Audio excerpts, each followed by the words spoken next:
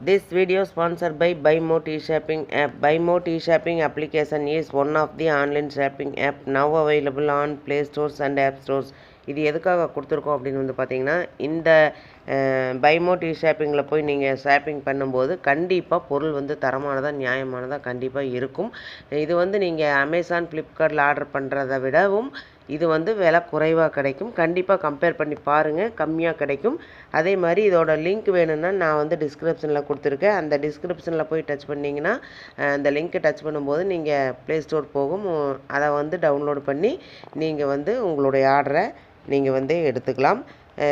என்ன பொருள் வாங்குறதுனாலும் வாங்கலாம். ஹோம் அப்ளையன்சஸ் வாங்குறதுனாலும் வாங்கலாம், இல்லை காய்கறி வாங்குறதுனாலும் வாங்கலாம், வீட்டுக்கு மளிகை பொருட்கள் வாங்குறதுனாலும் இந்த ஆப்பில் போய் நீங்கள் வாங்கும்போது உங்களுக்கு குறைவான விலையிலையும் தரமானதாகவும் இருக்கும். இதை தான் நம்ம எல்லாருமே விரும்புவோம்.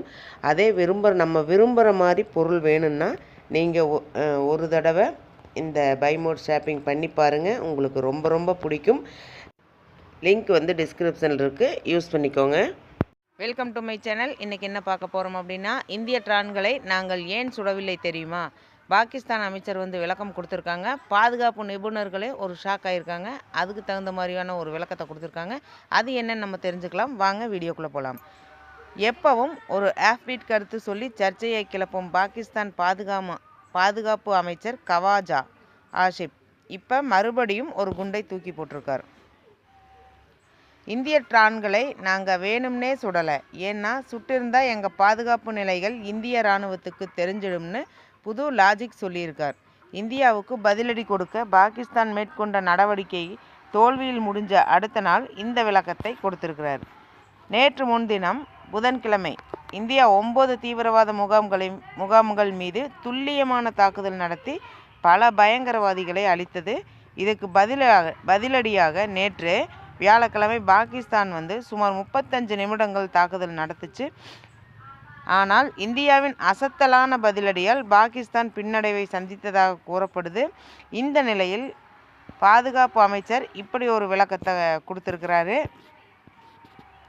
பாராளுமன்றத்தில் பேசிய போது எனக்கு நிறைய விவரங்கள் சொல்ல முடியாது, ஆனால் நேற்று இந்திய ட்ரான்களை நாங்கள் தடுக்காததுக்கு காரணம் எங்கள் பாதுகாப்பு நிலைகளை அவங்களுக்கு காட்ட விரும்பலைங்கிறது தான் அடித்து சொல்லியிருக்காரு.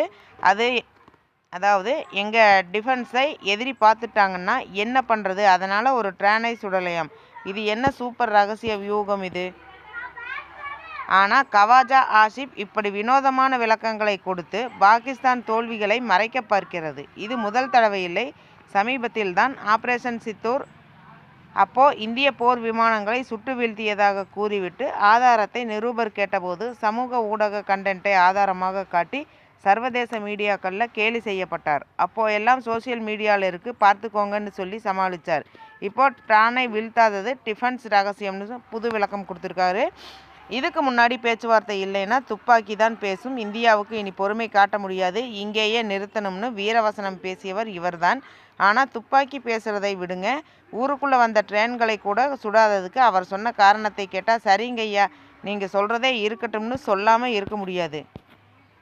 ஆக மொத்தத்தில் ட்ரான்களை சுடாதது பயமில்லை, அது எங்கள் சூப்பர் ரகசிய பாதுகாப்பு திட்டம்னு கவாஜா ஆசிப் சொல்கிறதை கேட்டால் அவர் அடுத்த என்ன புது ஐடியா சொல்ல போகிறாரோன்னு உலகமே காத்திருக்க வேண்டியது தான்.